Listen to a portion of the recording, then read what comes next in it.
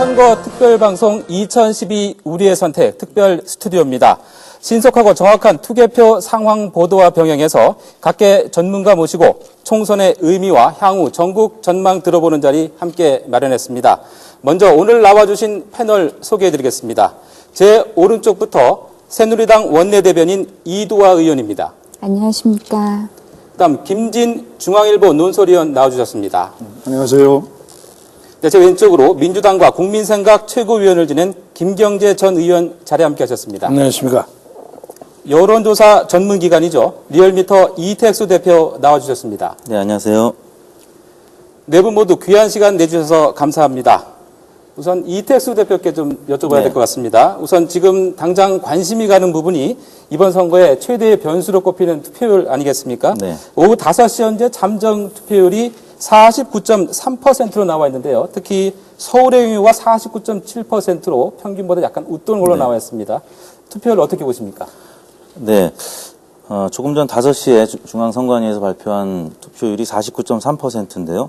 이게 지난번 5회 지방선거, 그러니까 2010년도 6.2 지방선거 때 투표율과 정확하게 일치합니다. 오후 5시 현재 투표율이 49. 당시에 3%였는데요. 그때 당시에 최종 투표율은 54.5%였었습니다. 그래서 대략 지금 55%가량의 투표율이 예상되는데요. 2008년도에는 당시에 46.1%로 투표율이 그다지 높지는 않았습니다. 그리고 2004년도 17대 총선 때는 60.6%로 굉장히 높았었죠. 그런데 지금은 그 사이에 위치한 것 같고요. 민심이 천심이라는 얘기가 있는 것처럼 지금 여야가 딱 균형추가 잡히는 경계선이 55%가량으로 전망이 됐었는데 대략 그 정도 수준으로 끝날 가능성이 점쳐지고 있습니다. 네, 말씀하신 50% 후반이면 이제 당초 예상보다는 약간 높은 수준으로. 네, 원래 선관위에서 발표했던 그 여론조사에 의하면 적극 투표층이 대략 57%. 그래서 뭐 최종적인 투표율이 한 52% 정도 예상이 됐었는데요. 예, 55%면 생각보다는 높게 나온 것 같습니다. 네. 그다음에 김진 논설위원께 좀 여쭤봐야 될 것 같습니다. 그 보도를 보면요, 투표율 55%를 기준으로 할 때 여야의 희비가 엇갈릴 것이다 이런 분석이 있었습니다. 투표율과 어떤 관계가 있을까요? 투표율은 이번 총선에서 가장 중요한 변수로 등장했습니다. 전체적인 투표율도 중요하지만 세대별 투표율이 어떻게 다르냐, 그리고 지역별로 어떻게 나타나느냐가 중요한 관건입니다. 특히 2030, 40 세대, 한국 정치에서 중요한 변수로 등장한 게 2년 전 지방선거 때부터였는데요. 2년 전 지방선거 때 2030, 40 세대가 바로 그 2년 전의 그 총선에 비해서 전체적인 투표율 증가는 8.8%포인트였는데 20대는 13%포인트, 30대는 11, 그리고 40대는 7%포인트, 그에 비해서 50대, 60대는 3.8%포인트 증가에 그쳤습니다. 그래서 2030, 40 세대가 50, 60 세대에 비해서 아주 놀라울 정도로 충격적인 그런 증가율로 적극적으로 투표를 시작하기 했다는 점이 한국 정치에서 중요한 변수인데, 이번에도 전체적인 투표율이 55% 내외가 되는 것으로 전망이 되는데, 과연 2030, 40 세대의 투표율이 과거 2년 동안에 보여준 것처럼 괄목할 정도로 높으면 저는 야당에게 상당히 유리한 결과가 나타날 것으로 보여집니다. 네네, 투표율 상당히 더 관심이 쏠릴 수밖에 없겠습니다. 다음 이두화 의원 좀 여쭤보겠습니다. 네.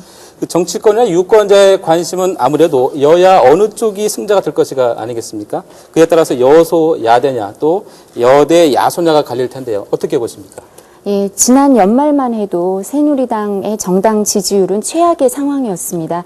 그래서 지난 3개월간 새누리당은 뼈를 깎는 노력으로 당명도 바꾸고 인물도 바꾸고 여러 쇄신을 해서 이제 좀 놀라운 변화가 시작되는 게 아닌가라고 생각을 하고 있습니다. 그래서 선거 결과를 떠나서 우선 이 기회를 빌어서 국민 여러분들께 새누리당에 다시금 기회를 한번 주신 데 대해서 감사의 말씀을 드리고자 합니다. 근데 지금 선거 전문가들조차 지금 55% 정도의 투표율 예상하고 있으면서 어느 쪽이 더 여소야대가 될지 아니면 여대 야소가 될지 예측하기가 좀 힘든 상황이라고 합니다. 무엇보다도 수도권이 혼전 양상을 보이고 있고요. 초박빙 지역으로 분류되는 지역이 한 70여 곳의 지역구가 그런 상황입니다. 그래서 저희도 지금 새누리당에서 자체 분석하기로는 아무래도 새누리당이 1당이 될지 아니면 민주통합당이 1당이 될지는 모르겠지만 그 야당이 민주통합당과 통합진보당 뭐 이런 데가 다 야권 연대를 해서 결과적으로는 여소야대가 될 가능성이 크지 않을까 이런 우려를 하고 있는 상황입니다. 그렇지만 뭐 아직도 좀 시간이 남아있고 이러니까 국민 여러분께서 다시 기회를 주셔서 새누리당이 좀 분전할 수 있도록 기회를 주셨으면 하는 그런 바람입니다. 네, 이 의원께서 여소야대 우려를 말씀하셨는데요. 김경재 전 의원께서는 어떻게 보십니까? 거기에 대해서? 저는 이번 선거가 기본적으로 야당이 대승할 수 있는 그런 선거 국면이라고 생각합니다.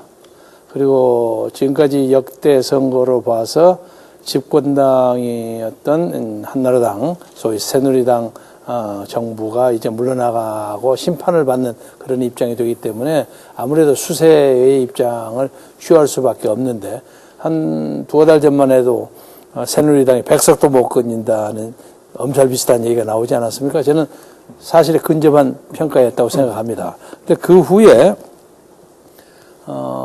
민주당이 FTA 반대하고 제주도 해군기지 반대하고 이런 것 때문에 우리나라의 중산층의 중도층의 유권자를 좀 불안하게 만들지 않았는가.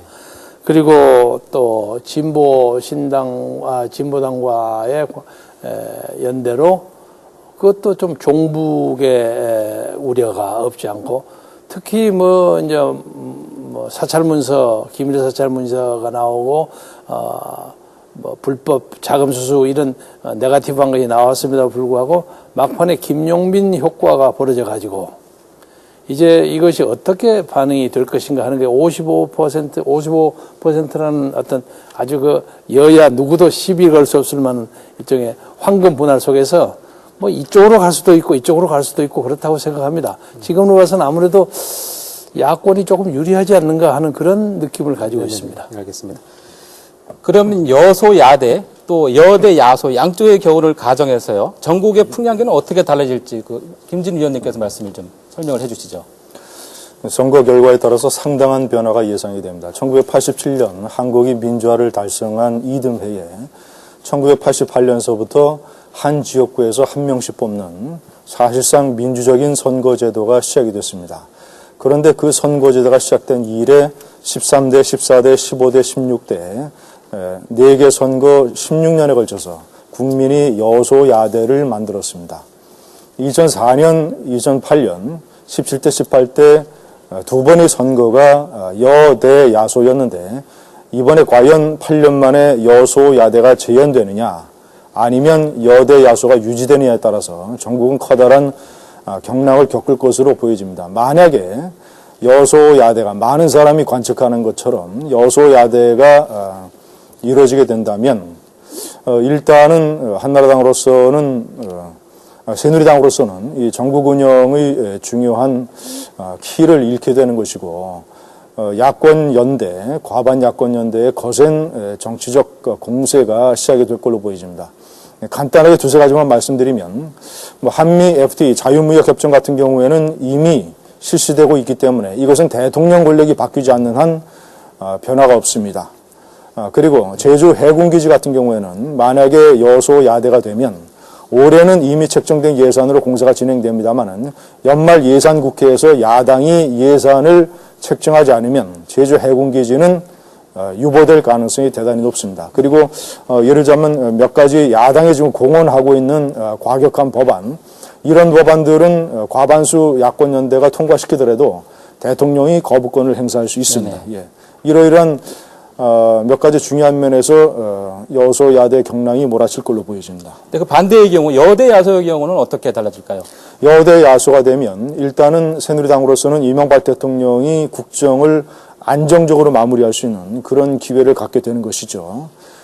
그리고 예를 들자면 그 연말 국회에서도 뭐 그것뿐만 아니라 대통령 선거 때 만약 정권을 잃는다 하더라도 다음 대통령 임기 내내 중에서 상당 기간 동안 새누리당이 진보 정권에 대한 견제 장치를 갖는다는 점이 대단히 중요합니다. 그래서 국회에서 예산은 새누리당이 만약에 여대 야소가 되면 4년 동안 예산 주도권을 가질 수 있고 각종 법안에 관한 주도권을 가질 수 있기 때문에 설사 대통령 선거 때 정권을 잃는다 하더라도 여러 가지 중요한 진보 정권의 국정 운영에 대해서 상당히 브레이크를 걸 수 있다. 네네. 이런 점에서 여대 야소가 되느냐 여소 야대가 되느냐 대단히 중요한 여러 가지 변화가 생길 것으로 그렇게 관측이 됩니다. 네네, 말씀 잘 들었습니다.